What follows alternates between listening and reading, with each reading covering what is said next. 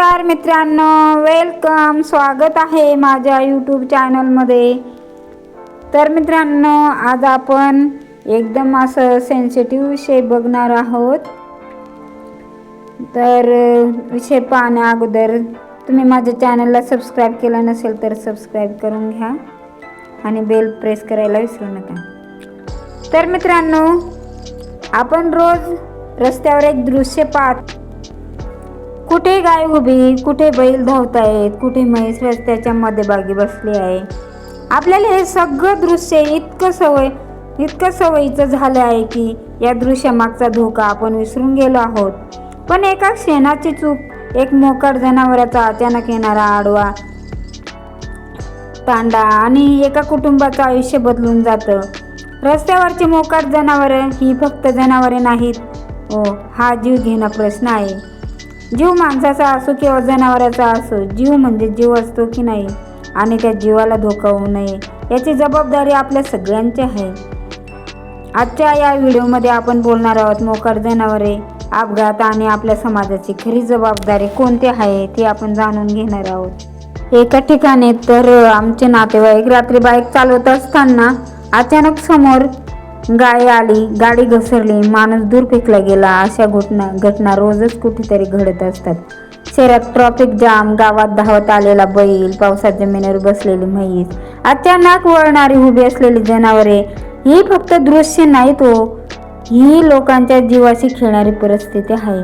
शाळेला जाणारी मुलं, कामावर जाणारे पुरुष, वृद्ध, रुग्णवाहिका, गर्भवती स्त्रिया, कुणीही सुरक्षित नाही. काही जण पडून हातपाय मोडतात, काहींना गंभीर दुखापत होते आणि दुर्दैवाने काही जीव जातातही.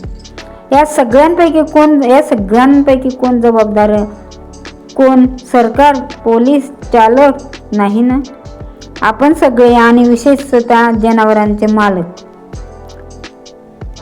तर त्यांना बांधून ठेवलं जात नाही. काही मालक मुद्दाम त्यांना सोडून देतात. चारा स्वतः शोधतील या चुकीच्या विचाराने कचराकुंडीत अन्न शोधण्यासाठी जनावरे रस्त्यावर येतात आणि ते कचराकुंडीत प्लास्टिकमध्ये टाकलेलं अन्न ते प्लास्टिक सहित खाऊन घेतात आणि त्यांच्या जीवाला पण, त्याच्या आरोग्याचा पण प्रश्न उद्भवतो. त्यांच्या पोटात प्लास्टिक किती प्रमाणात अन्नाद्वारे जात असतं.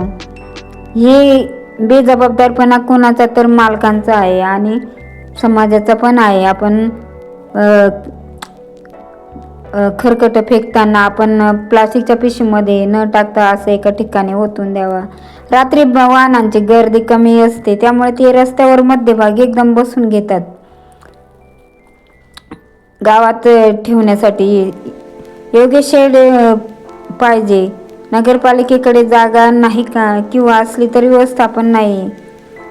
आणि वेगवेगळ्या प्रकारचे अपघात या जनावरांमुळे आजकाल घडून येताना आपल्याला दिसतात.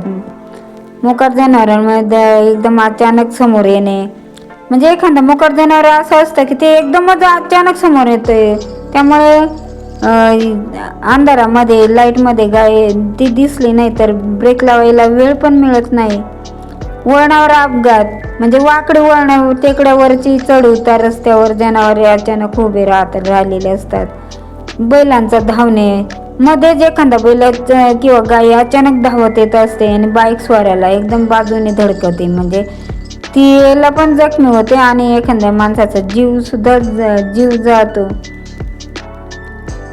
चिखलात सरकून पडतात. पावसात जनावरांच्या जवळून जाताना रस्ता सरकतो, त्यामुळे एकदमच बाईकवाल्यांना ते इतकं अवघड होऊन जातं. आणि पायी चालणाऱ्यांवर पण हल्ला करत असतात गायी, कारण त्यांचे छोटे पिल्लं त्यांच्या बरोबर असल्यामुळे त्यांना असं वाटतं की आपल्या पिल्लूला कोणी त्रास देतंय का, मग ते पायी चालणाऱ्या लोकांना, शाळकरी विद्यार्थ्यांना पण त्यांच्यावर पण हल्ला करत असतात. त्यामुळे हे खूपच धोक्याचं आहे.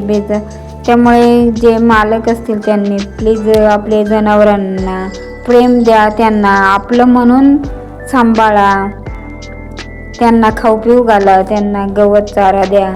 फक्त अपघातच नाही, मोठा त्रास होत असतो. शाळेला उशीर होतो, नोकरीत जाणाऱ्या ऑफिसला पोचायला वेळ लागतो, रुग्णवाहिकांना अडथळा असतो, बाजारात गोंधळ होतो. गावात धावणारी जनावरे मुलांसाठी खूपच धोकेशीर आहेत. कारण शाळेत जाणारे लहान 9वी 10वीचे 8वीचे 5वीचे मुलं असतात. अचानकच धावत आले तर मोठा माणूस सुद्धा घाबरतो. आणि मागच्या वर्षी कळवण तालुक्यात एका जनावराने तर डायरेक्ट एका माणसाला मारूनच टाकले. ही सत्य परिस्थिती आहे. तरी आपण समस्या सोडून देणे आणि स्वतःपासून पळवणे आहे. म्हणजे आपण तरी सुद्धा आपण दुर्लक्ष करत असतो.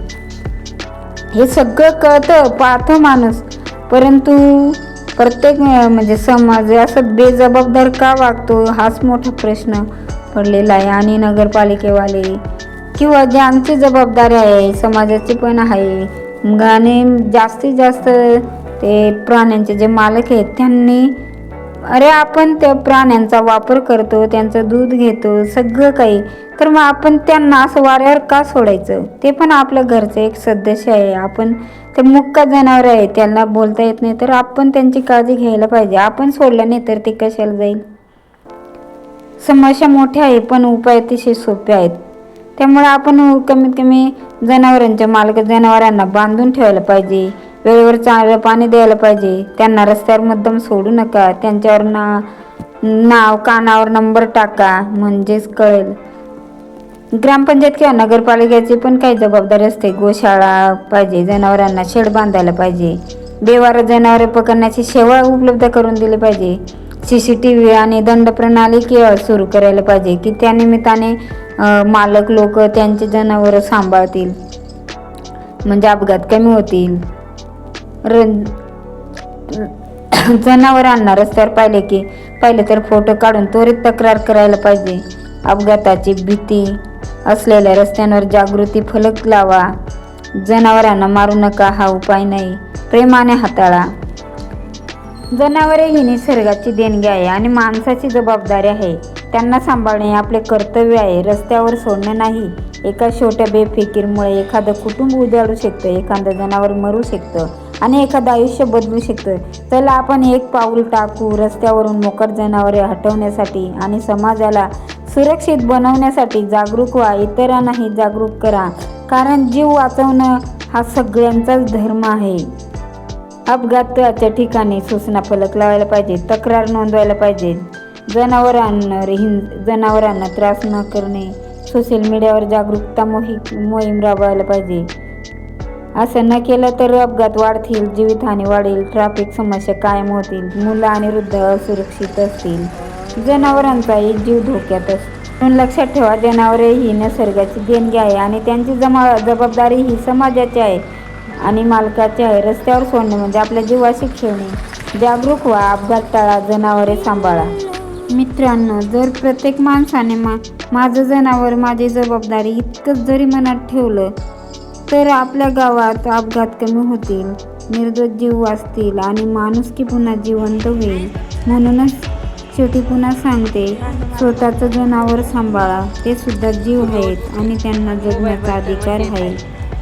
म्हणून आणि माझं सर्वांना विनंती आहे की महिला भगिनींना जे बी आपल्या घरात काही शिळान्न उरतं तर ते प्लास्टिकमध्ये प्लीज टाकू नका. जनावरं खातात आणि त्यांच्या जीवाला सुद्धा धोका आहे, ते पण एक जीव आहे, म्हणून याची काळजी घ्या. Bye bye. आमचा हा पांडू जनावरांना प्रेमाने हाताळलं की नक्कीच ते आपल्याशी पण प्रेमाने वागतात.